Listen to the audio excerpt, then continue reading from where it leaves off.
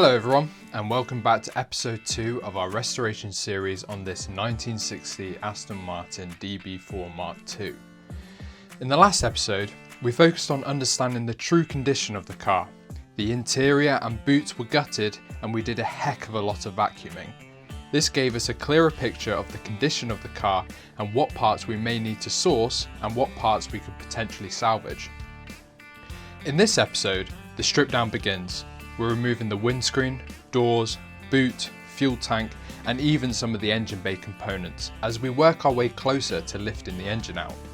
We've also tried a slightly different filming style this time, so we'd love to hear what you think.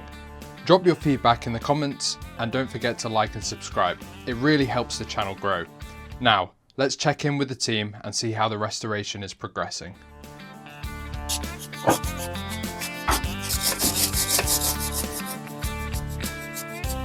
We've got to break this. It's that face. That's where that's where your corrosion binds the whole thing together, as well as whatever's happened on the threads. But you've got all this here. I think we might hit this with the gas torch before we even try. I think we'll heat them up and see what happens. Although you are right, the ones on the engine block do look quite nice. Yeah, but this will be so tight you won't get the engine out. To help when removing the engine in the future, we need to take off the engine stabilizer mount, as these will get in the way when lifting the engine out.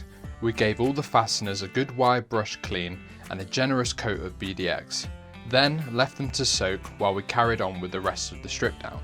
Anish, while you crack on with that, why don't we have a discussion about this windscreen? Anish, the other thing is I would do the stabilizer. So, looking at this, obviously we want it out in one piece. Because of this, it's got a... That's so annoying, isn't it? Yeah, it's like someone's been fired a bullet at it or something. I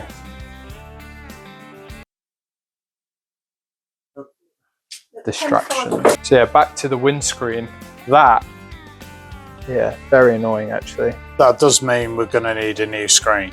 Sadly, we can't use the original. So, but we'll still want to get it out in one piece because we don't want to make a mess. And what we've got to preserve is this trim, because I think these trims are about £400, and this one's in pretty good shape.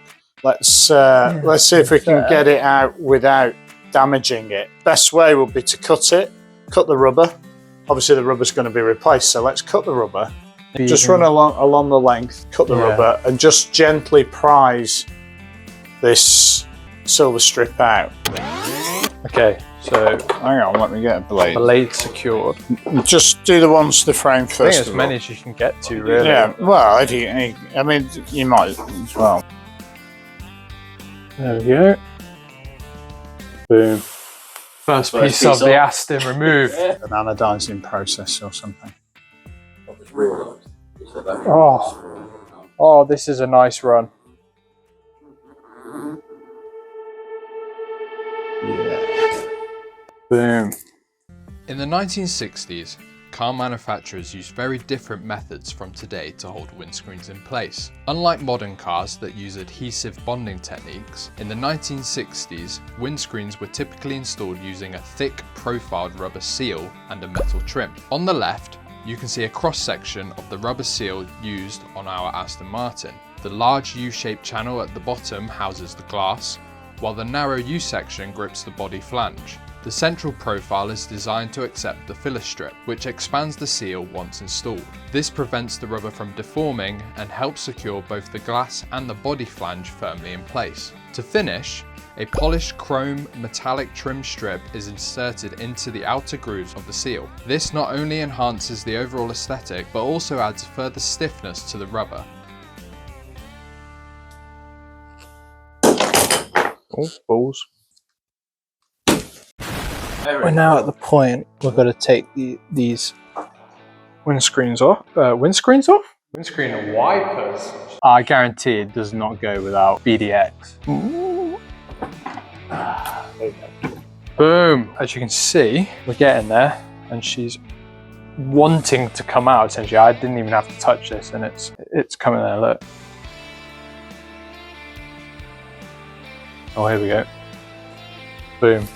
Look at that. Storing this and making sure no one So when it starts getting really stiff, and you're then petrified that the blade's going to fall out, and it's like it wants to go, but you don't want to force it.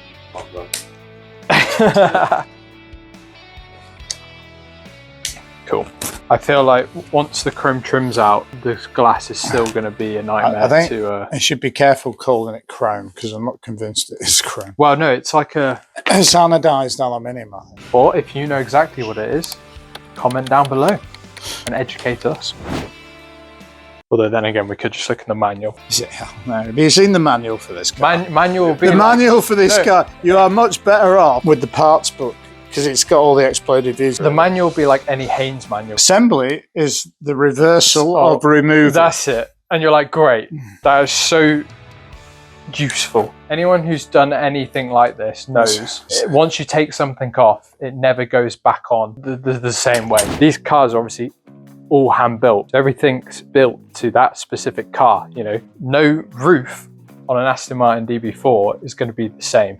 They're all slightly different. You could have two of these cars next to one another, and like the rear quarter could be, I don't know, 10 mil higher on one car than it is on the other. So yeah, trying to preserve everything and document everything like we're doing is really, really key. Anyway, I think my blade's still... Oh no, it's not. I'm just being weak. She's starting to ease out.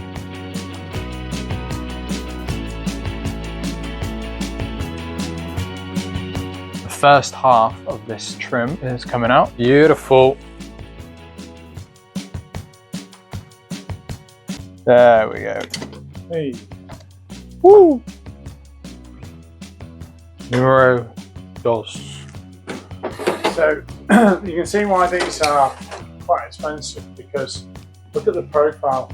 They've got to be formed to that profile. Complex curvature. So we've got to look after these really well. As mentioned earlier, these trim pieces are extremely rare. A quick Google search quickly confirms this. Preserving them and taking the utmost care during removal, as we have done, is therefore essential. If you have any suggestions on reconditioning these, then please let us know in the comments below. So we're now on to sort of phase 2, which is actually getting the windscreen out. As you can see, we're going to basically just try and cut the rubber a bit more, which might be interesting. Might have to push from the inside and push out.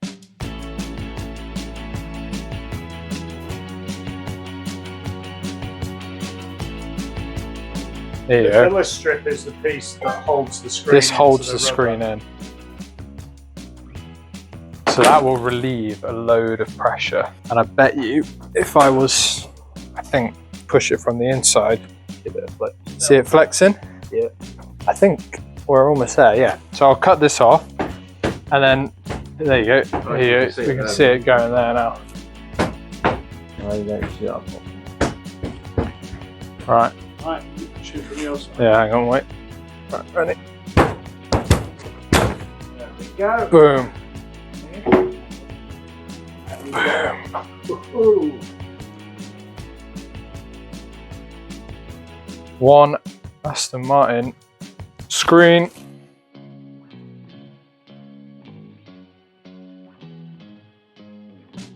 Same again on the rear screen, and this one's actually in quite good condition. It's even got the Aston Martin Owners Club. It does, as well. which is quite nice. So yeah, we'll probably look to try and reuse this screen, maybe. Definitely. Yeah. There's no damage on it.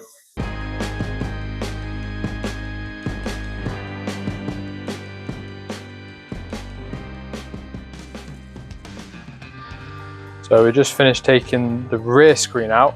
We found something quite interesting. You can see at the top and the bottom, we have a metallic strip running along, and this is a aftermarket heated rear screen. And those are the wires that send the electrical current to the strips. There should have been something connecting these two, and Yeah. maybe it's come off, because obviously it relies on that you need a positive and a negative. actually, no, it's still in there. Feel itself. It's still in there. No, it's actually laminated into the glass. When the light shines across it, you see all of those. Seeing there, like the little rainbow. Yeah, The, yeah.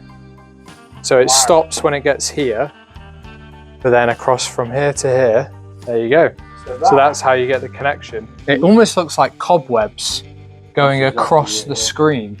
You can see the strips. Yeah. There's the main strip. They're so fine. Those fine lines, and Impressive. that would have been bonded into the glass, but this will be It's a laminated windscreen, and we want to try and keep that really. Yeah. Definitely. Make sure that we can really get that working again. Thanks to Aston Works at Newport Pagnell, who kindly provided us with the early service history of the car. It was discovered that this heated rear screen was fitted in one of the car's first services in December 1960 at just 1,479 miles. So Anish is currently working on taking some of the ancillaries off the engine. Again, just more stuff that just gets in the way when you're trying to take this engine out, basically. Anish. So yeah, I'm going to start off with hot water turnpipe.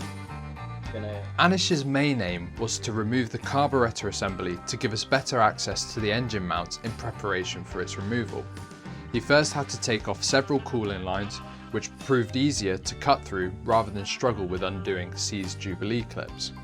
So we thought we'd give you a bit more in-depth into how we remove these doors, sort of tools we're using. I say we, Liam is using. Luckily, a lot of the bolts have been pretty easy to get out at the moment. We haven't had any really stuck ones, touch wood. However, we have had to use a bit of a specialist tool that Liam is going to explain how it works.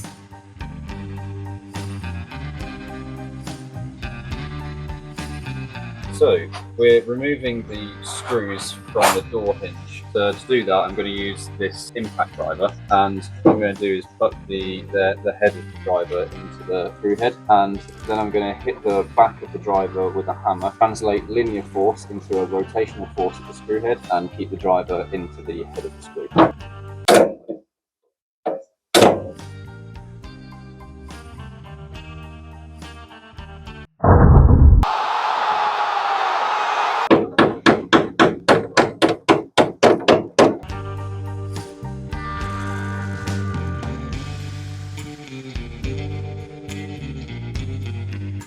For some less stubborn screws, we're able to use a big screwdriver with a spanner to get a bit of extra leverage. Although it looks like this one, oh no, it's gone. Look at that. Meanwhile, Anish was steadily making progress on the carburetor assembly, moving on to undoing the fuel banjo bolts. At the same time, Julian began removing additional cooling components. So another area that's very important with any type of restoration, no matter what you're doing, is keeping track of all the small loose items. So one thing we're doing to help us with this is any small components that we're taking off. So we can just put small components like this straight back into where they came from. That way we don't lose anything. So I found something interesting on the left-hand side door, which we didn't find on the right-hand side door. On some of these screws are these tiny little block washers, countersunk block washers, original from the factory. But it's interesting that on the right hand side, where we think the door has been off in the past, none of these were put back on or replaced, but we definitely need to make sure that these will go back on.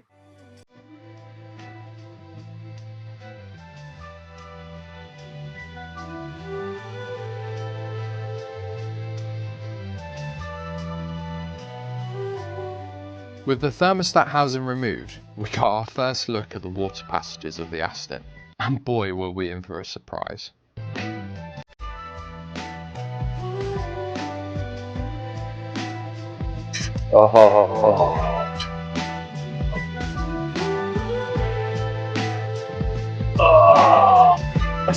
It's like cold fat.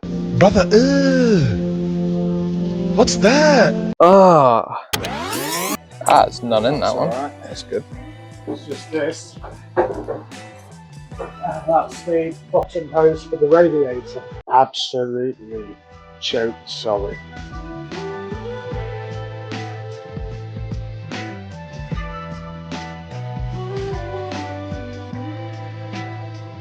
So we've got a particularly stubborn screw, well, just one left on the left-hand side door, and we thought we'd show you a couple of tips and tricks to help you get a seized screw out before resorting to drilling it or using a load of heat to try and get it out. Essentially, what we're doing is using some grinding paste, which is what you would normally use when you're trying to seat valves, putting that onto the top of the screw head, then using the trusty impact drive and some big hard blows onto the back of it, we're getting the screw to move. And then once it moves a bit, somewhat, see if I can get in there. There we go. What the grinding paste does is it helps the tip of the impact driver or the screwdriver to grip the slot much better. Starting to turn. There's less chance of rounding off. And then we can put the ratchet onto the back and remove the screw that way. Get a perfectly good workout doing this. There we go.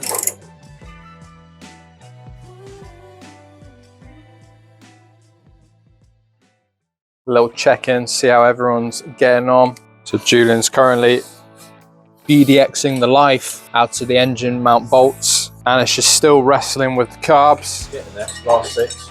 Six. And Liam is cracking on with getting, what is it? Door latches. Few door latches off. And then we're gonna plow on with taking the boots and the fuel tank out. Two big ticket items and starter motor.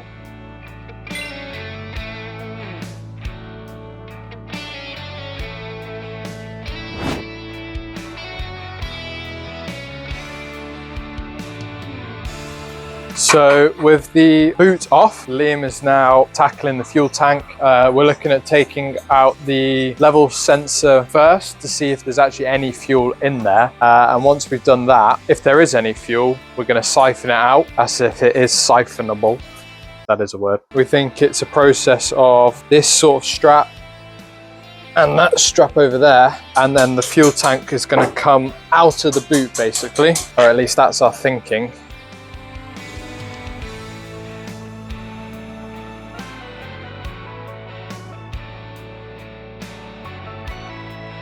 Thought it might be a good idea to try and get this fan off and out of the way before we take the engine out. Been over them with the wire brush, giving them a good wire brushing, giving them a tap with a hammer on the head just to see if we could loosen the thread, and a squirt of the good old trusty BDX.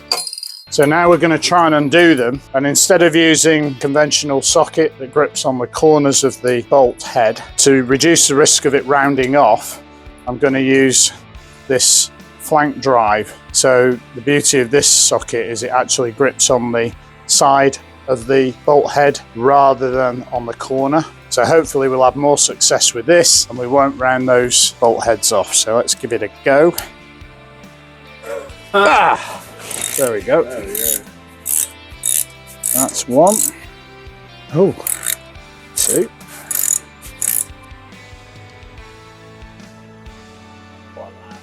Yeah.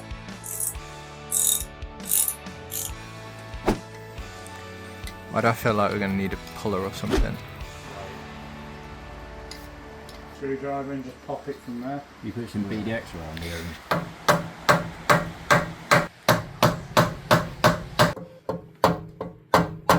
Oh, look at that.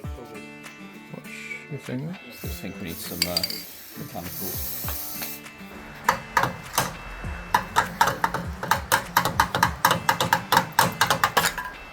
Woo! It's also heavy.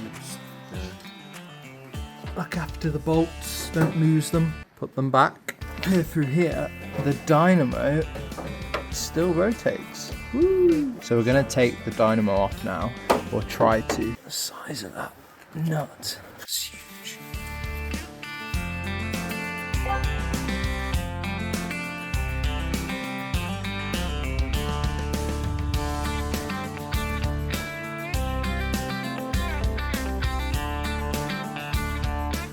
So the air horn compressor has basically just fallen off, and we thought it might be a bit of fun to see if it still works after what, 40 years? Oh. Oh yes, it works. Whoa. Back to Anish and his carburetor removal. He was almost finished, now just had the final piece of the puzzle, the accelerator linkage. So we're at the point where almost getting these carbs and inlet manifolds off by using the wooden block to not damage anything. We've been able to crack the join here, wondering if we might have to take these filters off. Whoa, look down in there at all of the aluminium oxidization. Oh mate, it's like, okay, yep. Crunch, crunch, crunch. Let's go down with the manifolds. Careful. Yeah!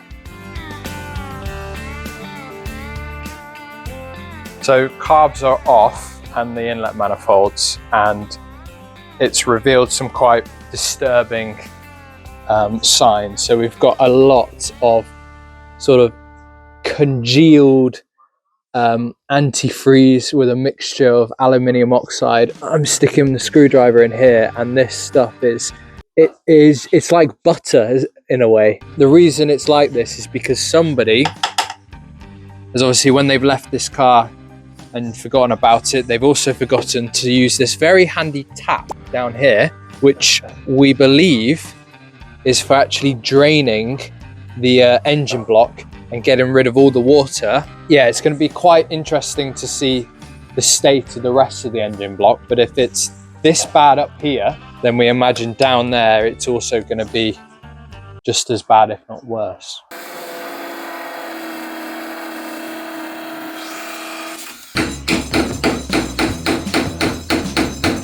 It's worth noting that some screws are just too darn stubborn, and a simple solution here is to linish the head off and then punch them out with a drift. In some other cases, such as the engine stabilizer bolts, we had to resort to using the good old angle grinder to cut the bolt head off.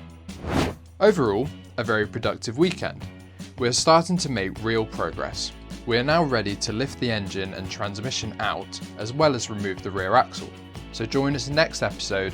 Don't forget to like and subscribe.